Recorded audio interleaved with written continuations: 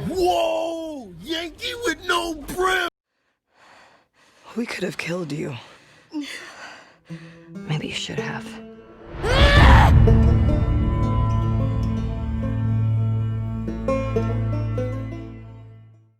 What's going on, guys? My name is Orphid, and how are you, viewer? I am here today to talk about the state of play that Sony did today, showcasing The Last of Us Part 2, and I just finished watching it. Spoiler alert, it was very fucking good. But I'm not here to just tell you it was good and get out of here. What kind of content creator would I be? No. I am going to go into detail with some of the stuff that was talked about and shown in the state of play and kind of talk about it, give my thoughts on it, because they showed a very sizable chunk. When you're showing off a game that people are expecting and it's a high profile game like this, this is how you should be doing it. None of this 2-minute trailer bullshit. I talked about that in the other video, but yeah, no. Please, developers, stop, please. So I was gonna make this video talking about the state of play, and I was gonna talk about the rumored event that Sony is gonna hold next week, showing off the PlayStation 5 games. That is gonna be a separate video because I think this one is gonna be long enough as it is. So without further ado, let's get right into it. So in the background, I'm going to have the footage from the state of play running. So if you haven't seen it yourself, you can watch along as I talk to you. And I would like for you to stay and listen anyway. So, first off, the biggest thing you will notice, I won't have this video uploaded in 4K because I don't even know if this computer can render that.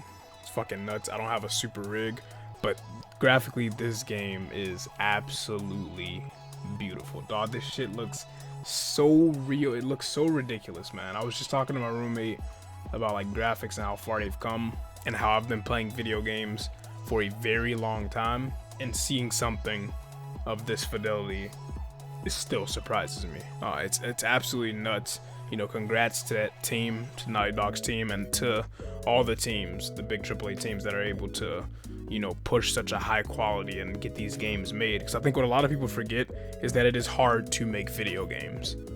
No matter how much you want to rag on, certain games and certain IPs for, what they do and the gameplay models and stuff they take, whether you like it or not, it is hard to make video games. So props where props is due. The game looks fucking incredible.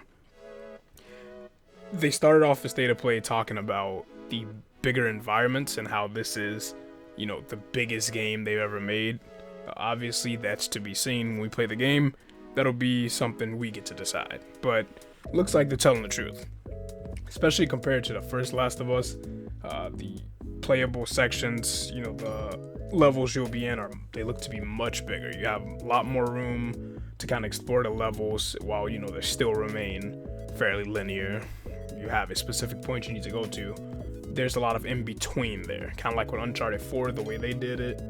That was really well done, and it was a nice change of pace from the previous Uncharted game. So it's looking like they're going to do that here, but just for Last of Us. They showed some clips of Ellie riding a horse. So yeah, some of the sections are going to be big enough to where you can use a horse to get around. There was another section where she was powering a boat. Again, enough water in a level for you to actually use a boat to get around. It's nothing like that in the first Last of Us. It was really linear compared to this, so that's exciting to see. We'll have to see exactly if it's to the game's detriment or if it is a boon. So we will see in due time. So overall, the exploration looks to be a bigger focus this time around. More expansive levels, giving you just more room to explore and kind of play at your own pace. And the next thing they went into was the factions of the game. So you have two main factions that you're going to be dealing with. You have the WLF, which is the Washington Liberation Front. They describe them as, very militaristic and authoritative. They induce curfews. They don't take too kindly to strangers. They detain people. They shoot on sight.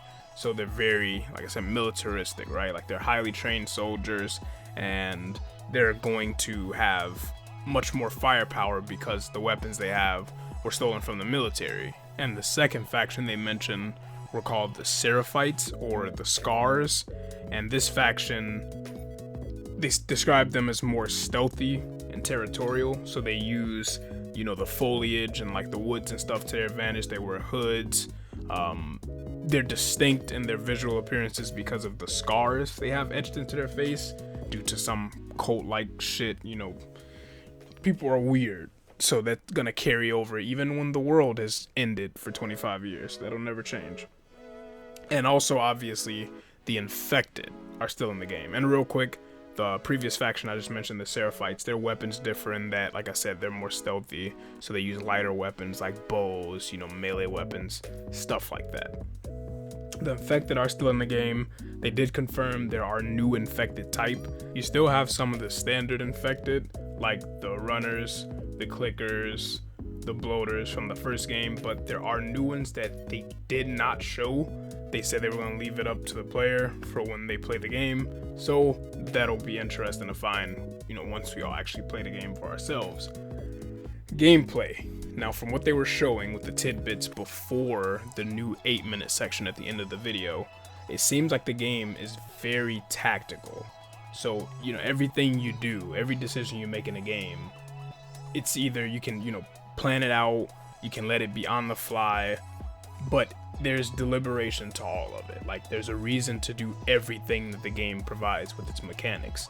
And, you know, the stuff laying about in the environment, it's all there to be used in specific ways depending on your playstyle. So I like that. You know, your playstyle in these kind of games and your experience is always going to be different, you know, level by level, encounter by encounter, even when it comes to exploration, than the next person, because people just don't play these games the same.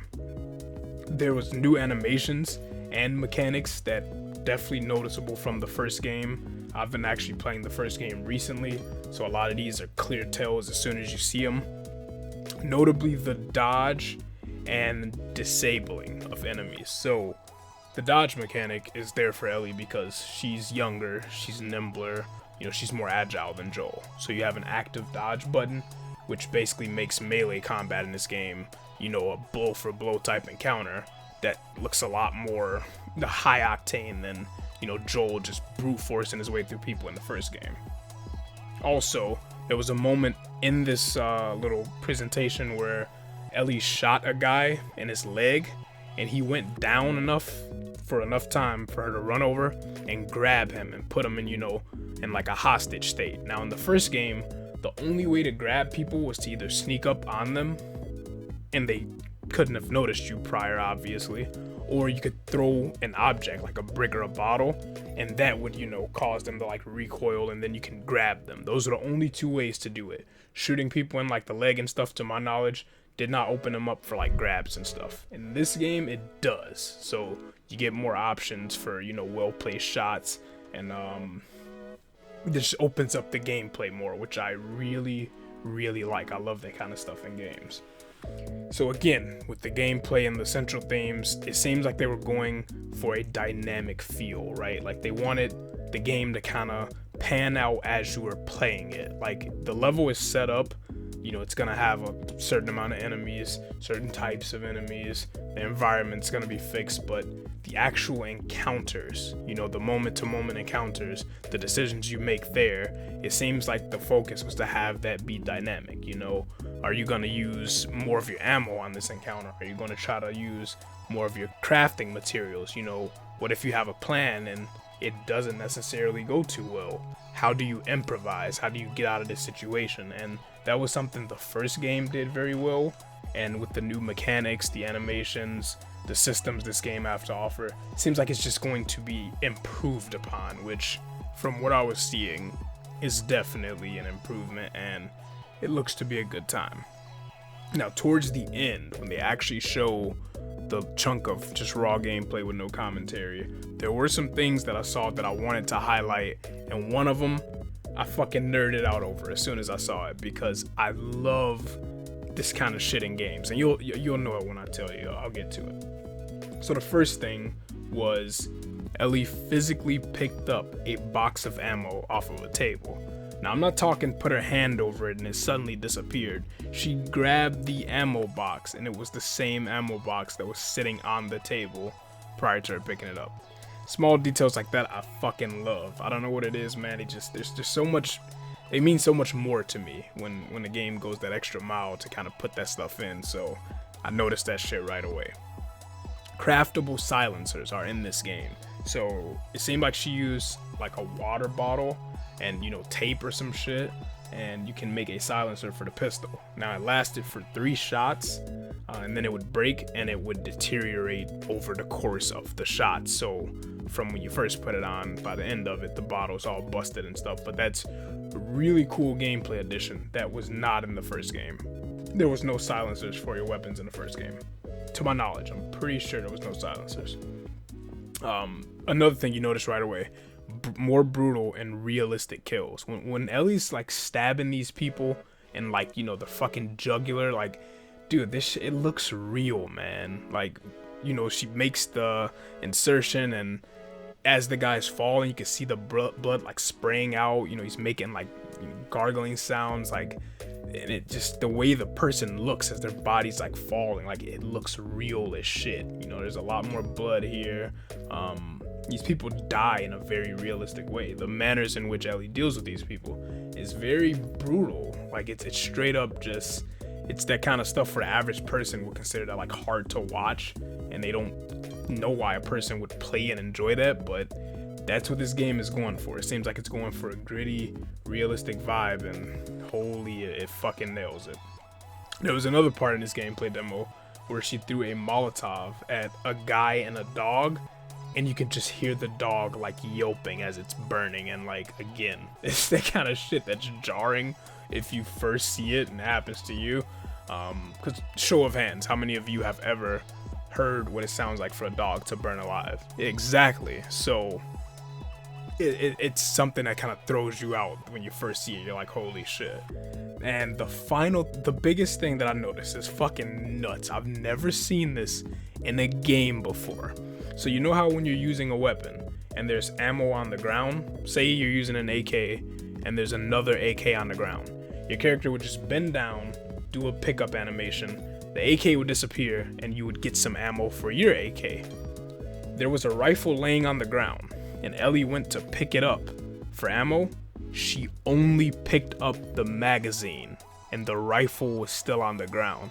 She only took the ammo from the gun. Fucking nuts, bro. My wiener was massive at that moment. Uncontrollable. Fucking hard on. Dude, this game looks insane. I will admit, when I saw the leaks and stuff, I'm not gonna say my hype died, but it was definitely like suppressed super hard. Not because I had a problem with the leaks, it was a really bad time for like fans of the game. You know, seeing something spoiled for you, something so big, and you know, I just kind of like put it in the back of my mind. I was like, I want to play the game for myself, and seeing this just sparked it right back up again, man. Like, this game looks so good, and I can't wait to play it. I cannot wait to play this shit. So this has been a longer video, but I wanted to go over, you know, everything I was thinking in this video freshly after watching it. If you guys seen the state of play, what did you think of it? You know, are you gonna play the game? Are you not gonna play the game? Does it look good to you? Let me know what you're thinking in the comments, man. And please, again, just like last time we talked about it, please don't spoil. Do not fucking be that guy. You know, if you don't want to play the game, fine, don't play it. But do not put spoilers. Please don't do that, man. So thank you so much for watching, listening with me. I appreciate it. You guys have a great day, and until next time.